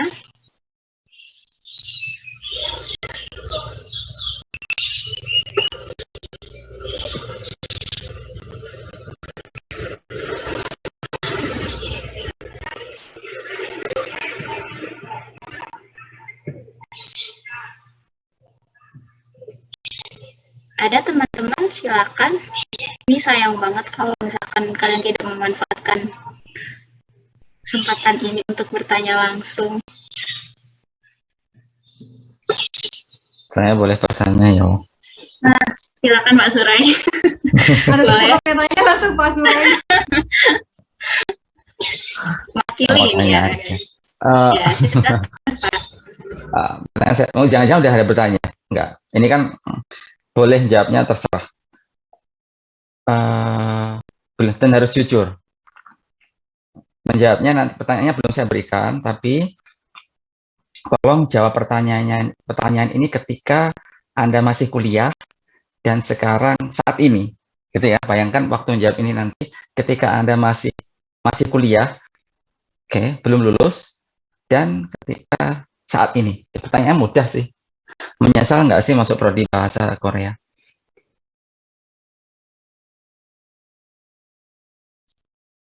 Siapa dulu ini yang jawabnya? Dua jawaban ya. Jadi bayangkan Anda waktu mahasiswa dan kemudian sudah sekarang. Oke, monggo. Mungkin buat untuk teman-teman. Jujur ya. Ya udah, saya dulu nggak apa-apa. Wah, ini pertanyaan sulit ini. Berasa skripsi lagi. Iya, jadi awal masuk ya, terutama untuk di awal atau pada saat menjalani apa sih namanya kuliah, ya memang beban terberat itu ketika udah mau semester akhir. Mungkin pada saat berprosesnya kita menikmati gitu karena teman, banyak aktivitas. Tapi ketika nanti sudah mau masa akhir kuliah, barulah kita mulai mikir nih, kedepannya saya seperti apa. Nah, itu yang saya rasakan ketika ya setelah selesai TA, kemudian wah ini kira-kira apa yang saya ambil sekarang nanti buat masa depannya seperti apa. Nah, itulah makanya ketika langsung dapat panggilan, makanya langsung saya coba ambil. Kemudian makin ke sini setelah berproses lama, saya jalani, dan memang bahasa Korea ini kalau menurut saya pribadi itu sebagai istilahnya apa ya, kalau orang Jawa tuh bilang pusaka ya. Jadi untuk jenjang karir saya itu benar-benar sesuatu yang bisa saya andalkan. Jujur seperti tadi mungkin Mas Dimitri juga bilang, kenapa kok sekarang saya bisa dipromosikan sebagai supervisor atau section leader, padahal grade saya tuh mungkin lulusannya D3 ya. Itu satu karena itu tadi, ketika saya menjadi interpreter, kemudian mendampingi banyak orang dari posko. Nah, ketika itu juga saya nggak tahu yang saya dampingi itu siapa, dan ketika saya sudah selesai mendampingi, ternyata orang yang saya dampingi itu adalah direktur produksi di Krakatau Posko. Jadi ketika masuk, loh, Ciko, kamu bekerja di sini ternyata, jadi interpreter ya. Ya sudah, kamu nanti dia langsung bilang ke atasan saya, nanti tolong si Ciko ini istilahnya apa ya, kayak diberikan jenjang karir atau istilahnya tugas yang nantinya kedepannya itu sebagai memang berkarir. Jadi nggak hanya mentok di interpreter saja, tapi bagaimana supaya nanti juga mendapatkan skill-skill lain kayak gitu. Jadi makanya sekarang saya ya alhamdulillah melalui interpreter atau istilahnya saya belajar bahasa Korea, kemudian saya ketemu dengan banyak orang. Sekarang udah ya alhamdulillah untuk dari segi karir, ya makanya saya 9 tahun bertahan, itu bukan waktu yang sebentar ya, dan sampai titik ini ya saya tidak menyesal buat ngambil jurusan bahasa Korea, seperti itu Pak. Terima kasih Ciko. Ya Pak. Oke, berarti sekarang giliran saya jawab ya. Kalau ditanya menyesal enggak saya dengan kuliah bahasa Korea, jadi kembali lagi ya, saya tuh sebenarnya kemarin slide-nya itu adalah judulnya bukan bahasa Korea, tapi judul slide saya kemarin adalah Things I Wish I Knew Before Graduate. Ya, nah salah satu yang pertama adalah terima kasih sudah berani daftar Asia Youth Camp. Ya, kalau saya nggak kuliah bahasa Korea, ya UGM terutama yang mana seleksi untuk Asia Youth Camp-nya itu dikondak sama jurusan yang waktu ada 3 lapis seleksi, ya saya mungkin nggak akan pernah ke luar negeri pertama kalinya dalam hidup saya dan dibayarin pula.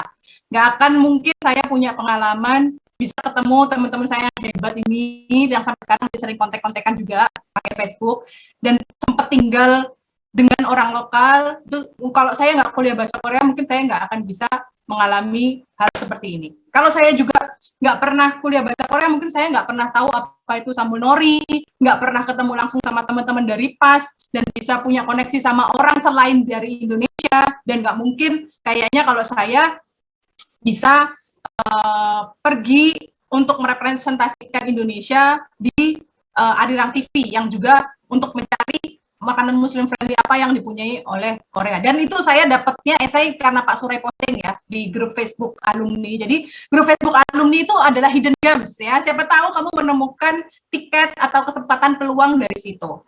Kemudian sebenarnya pertanyaan things I wish I knew before I graduated itu kalau misalnya saya refleksikan ulang ya, itu bisa jadikan things I would thank to my 20s self ya.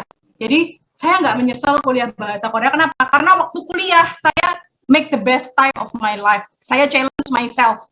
Saya berani lawan diri saya yang awalnya minder untuk seleksi youth camp itu. Lawan saya adalah teman-teman saya yang tata bahasanya A dan B, tapi saya C berani lamar seleksi. Saya bersyukur sekali. Saya juga waktu kuliah saya mempelajari diri saya ini sukanya apa. Saya suka desain. Oke, saya jual sama teman-teman saya. Ya bukan cuma minded ya, tapi saya ya, kenapa kok nggak saya desain terus saya bisa dapat duit juga seperti itu ya. Terus juga waktu saya kuliah saya dapat networking itu tadi, dan juga apakah saya bikin mistakes juga gitu. Iya, waktu pekerjaan pertama saya sekali benar-benar nggak enak banget, tapi itu menjadi pelajaran untuk saya ke depannya, dan saya juga jadi lebih tahu apa-apa aja dan The Ugly Truth juga tentang Korea seperti itu. Terus kalau misalnya sudah cukup puas dengan kuliah bahasa Korea, tadi sempat Pak mention ya, kok kayaknya kamu daftar lagi jadi S2. Ya, belum tentu kita yang 5 tahun yang lalu punya value yang sama dengan 5 tahun dengan yang sekarang. Ya, bisa jadi waktu awal dulu SMA kamu pingin, aduh aku pingin banget kuliah bahasa Korea. Ternyata di tengah-tengah jalan ya, kamu aduh kayaknya aku salah jurusan deh, apalagi udah ketemu linguistik sama semantik, astagfirullah ya kan. Nah, itu bisa jadi kita tuh punya mindset di tengah-tengah jalan itu berubah kayak gitu ya. Nah, saya jujur cukup menyadari bahwa skill cuman bahasa Korea aja itu nggak cukup. Makanya di semester kelima saya itu ambil sit-in, saya kuliah lintas fakultas, saya ambil, kan kalau nggak salah dulu, saya nggak tahu ya kalau sekarang ya, kalau dulu itu semester 5 udah boleh ngambil mata kuliah minor. Saya ngambil mata kuliah minor saya di Fakultas Visipol, dan saya ambil komunikasi di Public Relation, gitu ya. Jadi ketika mata kuliah minor itu saya ambil Public Relation, dan itu ternyata skill Public Relation itu berguna juga untuk saya. Kenapa? Karena setelah saya bekerja di CJ, ya, kemudian saya resign karena kontrak saya habis, dan saya bekerja di perusahaan di Korea yang ternyata dia melanggar kontrak, ya, walaupun gajinya gede, ya. Setelah itu saya ternyata menganggur, ya, dan aduh kenapa sih aku nggak terima tawaran ulang untuk memperbarui kontrak di CJ, malah kontrak baru di perusahaan yang melanggar kontrak ini, malah sekarang aku jobless selama 6 bulan. Ternyata setelah itu saya bisa switch career dengan menggunakan ilmu saya ketika sit-in di semester 5 itu menjadi public relation. Saya bekerja di sebuah perusahaan bakery di Surabaya, dan saya bekerja selama 3 tahun. Awalnya saya sebagai public relation staff biasa, yang mana gaji saya hanya setengah dari gaji saya ketika jadi translator, tapi selama 3 tahun pada akhirnya saya menjadi marketing team leader di perusahaan tersebut, gitu ya. Jadi terkadang itu kalau seiring berjalannya usia tuh kita mikirnya bukan cuma cuan aja ya, sama nggak value perusahaan itu sama kita. Kebetulan yang di perusahaan yang saya jadi itu, dia bosnya mendukung anak-anak buahnya itu berkembang. Jadi dia kasih saya training, kasih saya seminar, dan lain-lain, hingga akhirnya saya bisa menjadi marketing team leader. Seperti itu. Jadi kalau ditanya apakah saya menyesal, ya enggak juga sih, gitu. Cuman memang satu skill aja dalam hidup itu tidak cukup. Jadi kita harus terus improving terus. Itu aja sih jawaban saya. Terima kasih. Terima kasih Kak Yutsa. Silakan Kak Dimitri. Keren banget. Kalau saya ditanya menyesal atau enggak, saya lebih ke saya percaya sama takdir ya. Jadi nggak mungkin saya dari saya berada di titik saya sekarang ini karena saya yang dulu gitu. Kalau misalnya saya dulu nggak masuk jurusan bahasa Korea, walaupun saya bilang saya double degree ini, saya nambah skill ini, punya itu, tetap aja starting point saya dulu after graduate from high school itu Gajah Mada Universitas Gajah Mada Korean Language Program. Gitu. Jadi kalau ditanya menyesal sih enggak. Itu yang kayak dibilang Mbak Yutsa tadi, sampai sekarang sampai ke depan juga itu masih lifelong journey ya, lifelong learning. So, kalau ditanya menyesal sekali lagi enggak. Justru saya berterima kasih karena saya dikasih Tuhan kesempatan dan dikasih Universitas Gajah Mada kesempatan untuk bisa nimba ilmu dan ketemu orang-orang yang friendly and welcome, walaupun nggak semuanya di Universitas Gajah Mada. Well said, benar Dimitri.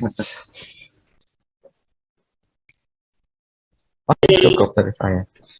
Terima kasih Pak Surai juga yang sudah memberikan pertanyaan. Mungkin satu pertanyaan lagi sampai pukul 11 kita akan melanjutkan sesi tanya jawabnya dari teman-teman semua.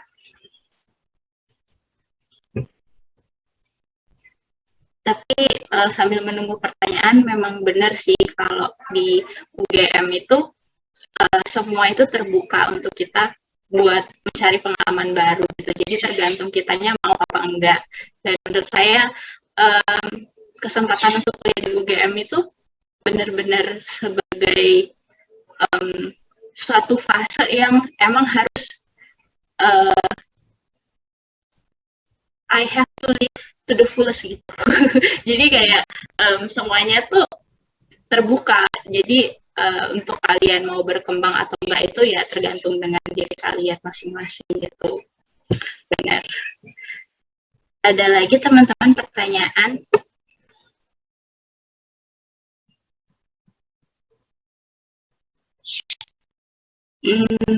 Masih ditunggu sampai pukul 10.56. Kalau misalkan tidak ada, mungkin kita akan langsung ke sesi foto.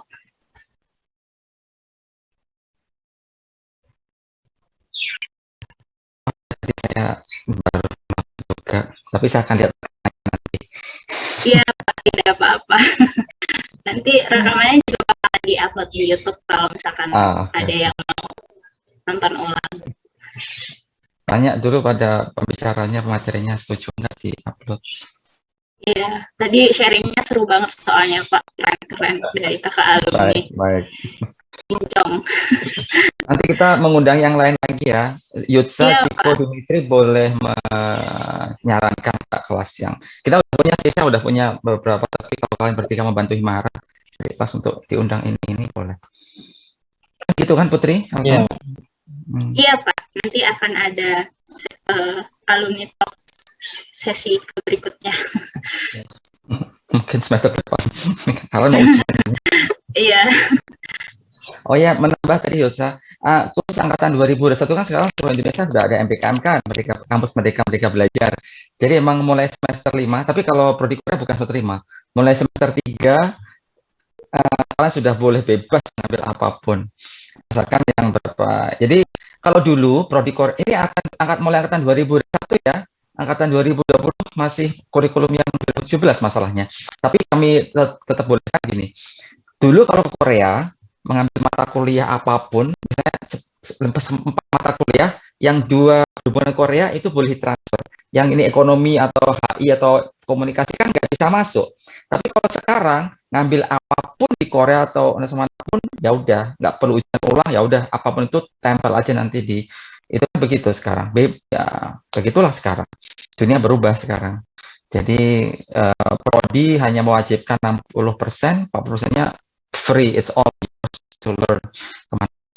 Begitu. Jadi begitu ya, Sa.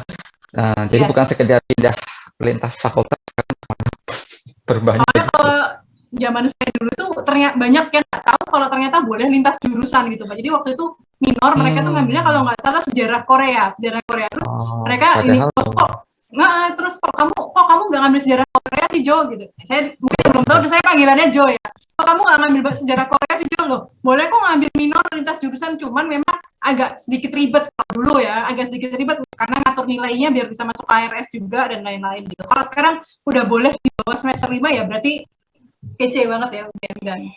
Seluruh Indonesia itu Yutsa, bukan UGM.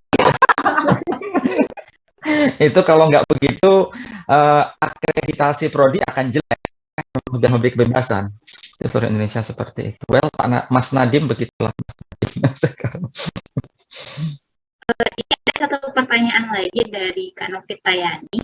Saya mau nanya buat Mas Ciko. Jadi kan tadi Masnya bisa bertahan 9 tahun ya kurang lebih di pekerjaan yang tetap. Apakah ada fase di mana Mas mengalami masa burnout dan bagaimana cara Mas menghadapi fase itu agar bisa bertahan dan semangat untuk bekerja? Mungkin ini bisa untuk kakak alumni yang lain juga, pertanyaan untuk semuanya. Pasti setiap orang punya fase burnout ya. Silakan Kak, untuk Mas Ciko dulu. Iya, pertanyaannya bagus. Jadi untuk fase burnout itu saya sempat mengalami karena ya seperti ya kalau dilihat dari karir saya di Krakatau Posko itu udah 9 tahun, itu udah lama sekali ya, malah bisa dibilang dari masa pabrik ini belum dibangun gitu. Jadi benar-benar sebagai interpreter itu kurang lebih ya 5 tahun, 6 tahun. Jadi untuk fase burnout itu saya rasakan ketika proses karena waktu pertama kali saya masuk itu kontrak ya, jadi masih kontrak selama 1 tahun untuk di training, kemudian dilihat apakah pantas untuk dipermanenkan. Nah, pada saat 1 tahun ini benar-benar masa-masa yang emang sulit gitu. Jadi udah jauh dari keluarga, kemudian pressure pekerjaannya itu besar, yang mana saya harus belajar lagi gitu kan. Kemudian ketika dalam pekerjaan misalnya saya dulu sempat pernah harus 24 jam itu di kantor, di pabrik, di lapangan ya. Jadi benar-benar pulang ke kosan itu hanya untuk mandi kemudian balik ke kantor lagi. Jadi setelah mau berakhir kontrak, saya memutuskan untuk resign itu udah pernah seperti itu. Saya udah bilang ke HR-nya saya mau resign Mbak gitu karena nggak kuat gitu maksudnya waktu itu. Tapi ketika itu kembali lagi saya semalam sebelum saya bilang seperti itu ingat ibu saya, jadi bilang kamu tuh udah sampai sini gitu, ingat dulu waktu awal kuliah segala macam. Jadi mengingatkan bahwa di luar sana itu masih banyak orang yang nyari pekerjaan tuh susah. Kamu setelah selesai kuliah dapat panggilan, keterima langsung, udah dijalani setahun,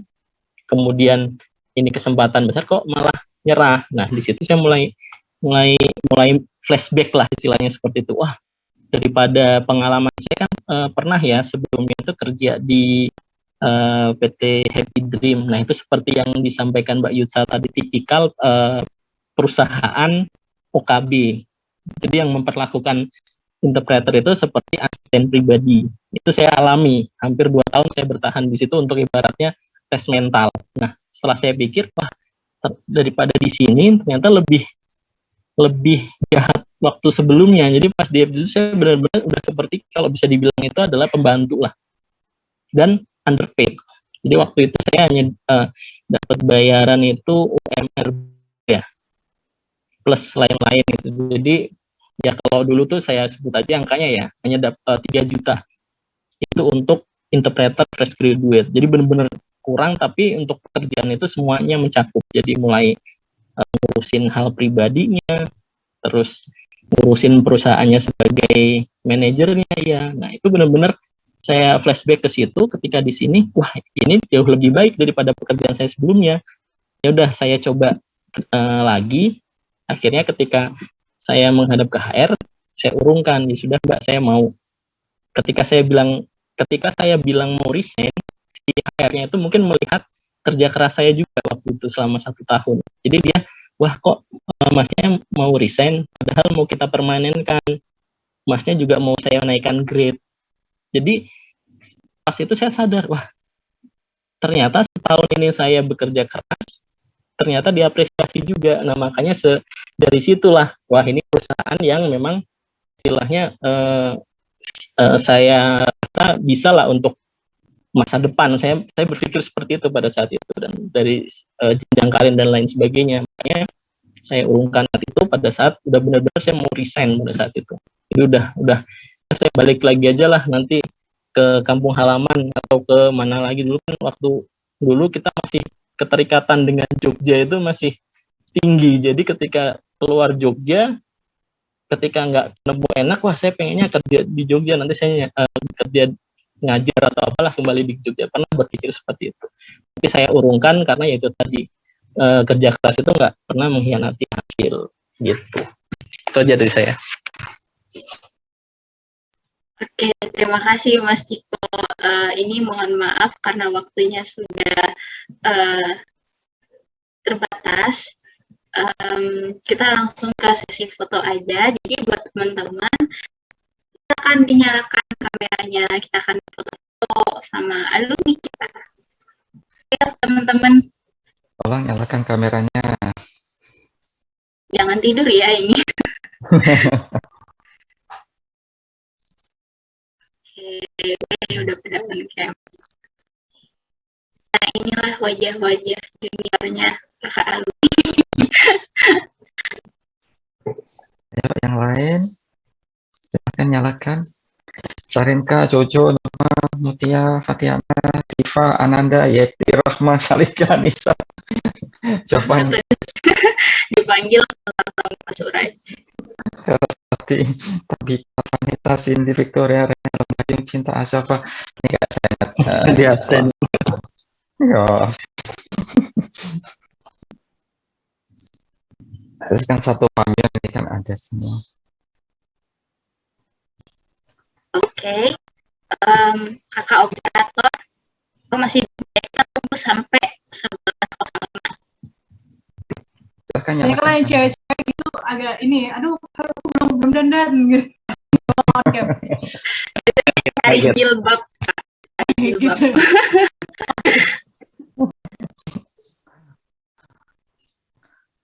Saya Masih tetap aja. ditunggu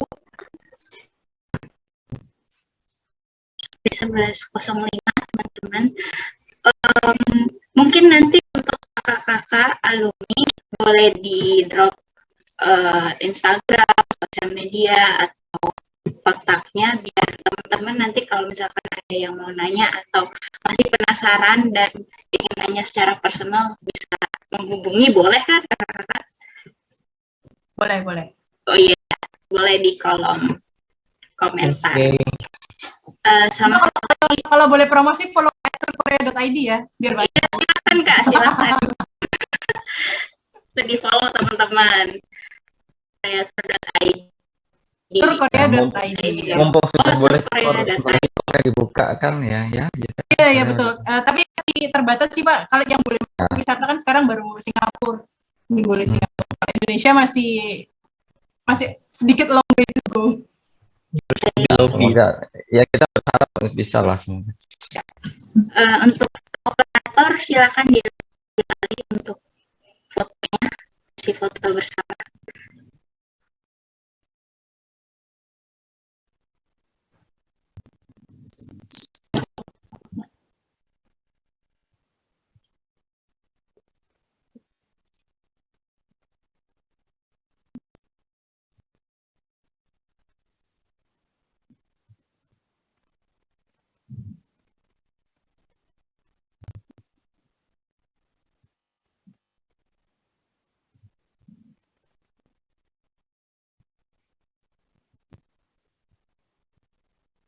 Oke, sudah. Terima kasih, Kakak operator. Oh iya, satu lagi untuk Kak Ciko, Kak Yutsa, sama Kak Dimitri, nanti untuk hasil rekamannya itu boleh minta izin tolong di-upload di YouTube nanti ya. Mau minta izin. Terima kasih. Oh ya. Sertifikat buat pembicara udah ada ya? Apa Pak nanti? Wah, harus itu. Ada. Nanti untuk kakak panitia ada kan sertifikatnya sudah siap? Biasanya sudah Ya. Maaf Pak, ini izin masuk. Jadi kalau ya sertifikatnya di mana ya, mohon ya. menunggu dulu Pak. Oke, nanti dengan saya juga kan. Ada Ya. Yutsa, Ciko, Dimitri ada, kami berikan sertifikat. Oke.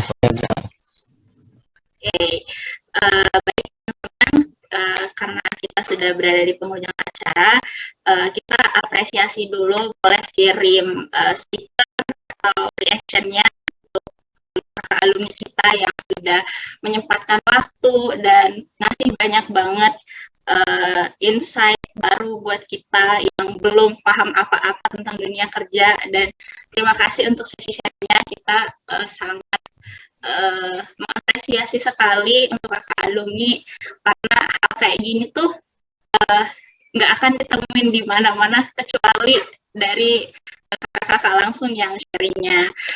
Terima kasih juga untuk teman-teman, untuk Pak Surai dulu. Terima kasih Pak Surai karena sudah menyempatkan waktu kembali lagi setelah tadi ada Zoom lain. Untuk panitia juga kita apresiasi karena sudah menyelenggarakan sesi alumni talk kali ini. Semoga kedepannya nanti bakalan ada terus karena hal ini sangat bermanfaat ya teman-teman. Dan untuk peserta juga terima kasih juga atas kontribusi maksudnya keaktifannya bertanya tadi. Saya selaku moderator mohon maaf apabila ada kesalahan kata atau kesalahan ucap. Kepada Allah saya mohon ampun. Sesi alumni talk kali ini kita akhiri sampai di sini. Wassalamualaikum warahmatullahi wabarakatuh.